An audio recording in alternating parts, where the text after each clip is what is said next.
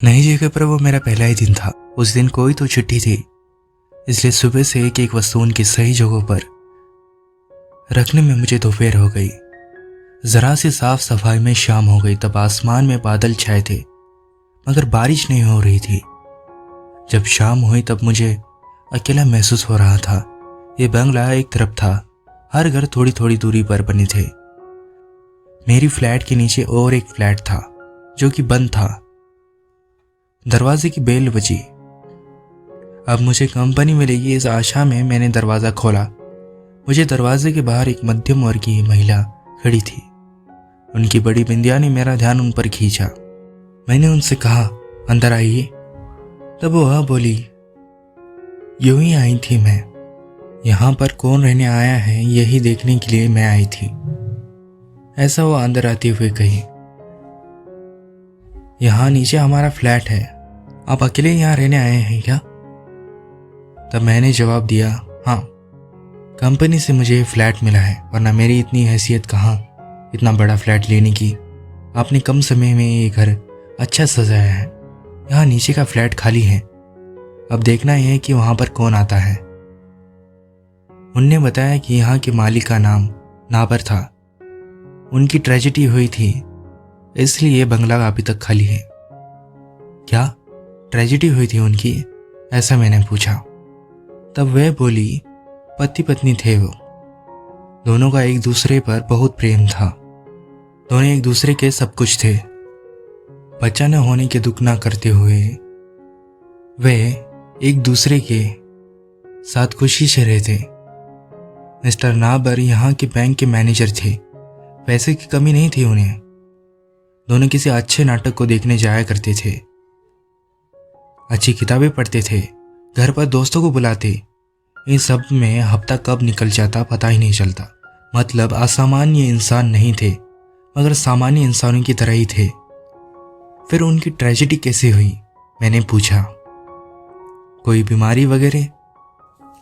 तब वह बोली, नहीं, दोनों की तबीयत मध्यम उम्र में भी नजर लगने जैसी थी। नाबर 50 साल के थे मगर 40 साल के लगते। दोनों रोज जॉगिंग को जाते और दोनों ही अपनी हेल्थ का काफी ध्यान रखते। बीमारी क्या होती है उन्हें पता भी नहीं था। फिर ट्रेजेडी हुई तो क्या? तब वह बोली, इंसान नींद में चलते हैं, ऐसा देखा है आपने? तब मैं बोला, देखा तो नहीं है मगर सुना जरूर है। ऐसे नींद में व्यवहार करते इंसान कभी जागते नहीं हैं, ऐसा कहते हैं। मगर नावर या उनकी पत्नी को दोनों को ऐसी बीमारी नहीं थी। उनकी नींद गहरी थी मगर कभी नींद ना आए तो नींद की गोलियां की शीशी उन्होंने डॉक्टर की सलाह से ली थी।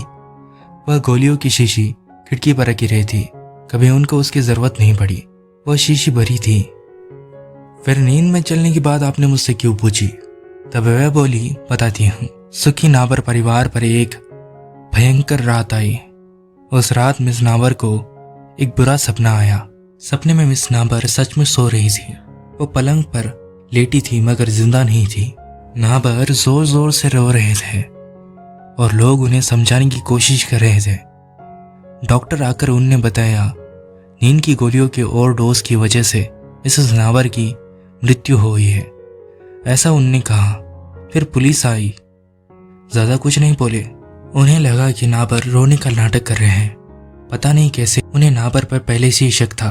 मिसेस नाबर हमेशा खुश रहती, वो क्या आत्महत्या करेंगी? जरूर नाबर ने ही उन्हें मारा होगा। पुलिस ने नींद की शीशी पर ज्यादा ध्यान दिया। उस पर नाबर के उंगलियों के निशान थे। पर नाबर बोले, रात को मुझे नींद नहीं आ रही थी, इसलिए मैंने एक नींद की गोली ली थी। शायद तभी शीशी पर मेरी उंगलियों के निशान पड़े होंगे। फिर उस समय आपको क्यों नहीं पता चला कि गोलियों की शीशी आधी हो चुकी है? कोर्ट ने नाबर से पूछा मगर नाबर के पास इसका कोई जवाब नहीं था।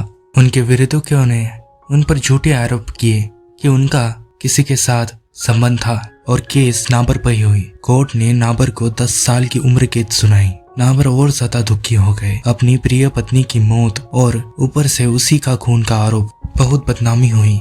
ऐसे आपत्तियां इतनी भोले भाले इंसान पर एक साथ टूट पड़ी।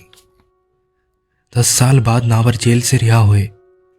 फिर किसी को ना मिले वह किसी रोड के पास एक पेड़ के नीचे भूखे प्यासे अवस्था में नाबर की मृत्यु हो गई। ये सब भयंकर दृश्य मिस्टर नाबर ने नींद में देखा, ऐसा आपका कहना है ना? हाँ, मिस नाबर ने 10 साल का भविष्य देख लिया था। इस दुख से वह पागल हो गए। सपने में उन्होंने ये तय कर लिया, अपने पति को ऐसे मरते हुए उनसे नहीं देखा जाएगा। अपने पति के बिना ये जीवन व्यर्थ है। मिस नाबर खड़ी होकर आत्महत्या के इरादे से उन्होंने नींद की 50 गोलियां खा ली। शीशी लगभग आधी हो चुकी थी। रात को नींद न आने की वजह से नाबर जग गए।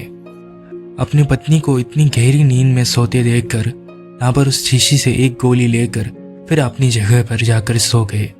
और कल सुबह उनकी देरी से आँख खुली। उनने देखा कि मुझसे भी पहले उठने वाली मेरी पत्नी आज इतनी देर तक क्यों सो रही है। उन्होंने मिसेस नाबर के पास जाकर उन्हें उठाने की कोशिश की, मगर मिसेस नाबर उठने की हालत में नहीं थे। मगर मिसेस नाबर कोई प्रतिसाद उन्हें नहीं दे रही थी।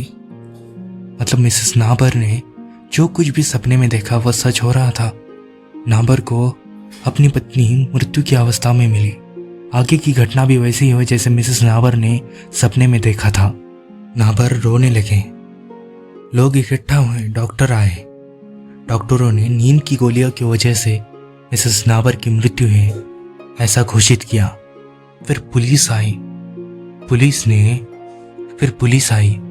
पुलिस ने उस गोलियों की शीशी पर नाबर के उंगलियों के निशान मिले और उन्हें जल्द ही गिरफ्तार कर लिया गया। कोर्ट में नाबर के खिलाफ उनके विरोधियों ने उन पर झूठे नाटे आरोप लगाए। नाबर को उनके ना किए हुए गुनाह की सजा मिली। उन्हें 12 साल की सजा सुनाई गई। अच्छे बर्ताव की वजह से 2 साल कम किए गए। 10 साल बाद नाबर जेल से रिहा हुए। अपने बैंक और घर के आगे पीछे घूमे, मगर किसी को भी मुंह दिखाने के लायक भी नहीं रहे थे। भविष्य में उन्हें सिर्फ अंधकार दिखाई दे रहा था। पत्नी के बिना, नौकरी और इज्जत के बिना कैसे जिया जाएगा उन्हें समझे ना। खुद का कमजोर शरीर घसीटते घसीटते हुए वह एक पेड़ के नीचे ले गए। उस पेड़ के नीचे 4-5 दिन बिना कुछ खाए पिए ही पड़े रहे। अपनी पत्नी की याद में मन ही मन बातें करने लगे। अपनी पत्नी की याद में मन ही मन बातें करते हुए उन्होंने अपना देह उसी पेड़ के नीचे त्याग दिया। मैं यह सब सुनते हुए थोड़ी देर के लिए सुन सा हो गया। सच में बहुत ही भयंकर ट्रेजेडी हुई थी उनके साथ। 2 प्रेमी बिना किसी बीमारी के इतने भयंकर तरीके से इस दुनिया को छोड़कर चले गए। और कारण भी क्या था? बस एक बुरा सपना। अगर मिसेस नाबर को वो सपना ना आया होता तो वो दोनों आज जिंदा होते, मगर नहीं तो कैसे कहा जा सकता।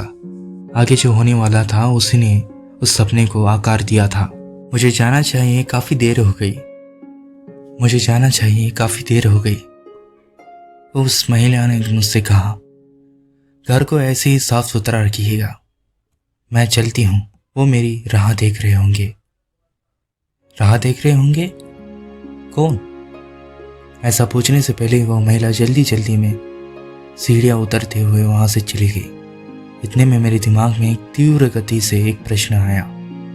इस महिला ने मुझे जो कुछ भी बताया उसमें थोड़ी सी भी सच्चाई थी क्या? मिसेस नाबर ने वो सपना रात को देखा और सुबह तो वह मृत अवस्था में मिली। मतलब उनने वो सपना किसी को नहीं बताया। तो इस महिला को ये बात कैसे पता? उनके बारे में इस महिला को कैसे पता? एक तो ये सब कुछ काल्पनिक कहानी है या सच? इसी सवाल का जवाब पूछने के लिए मैं नीचे चला गया।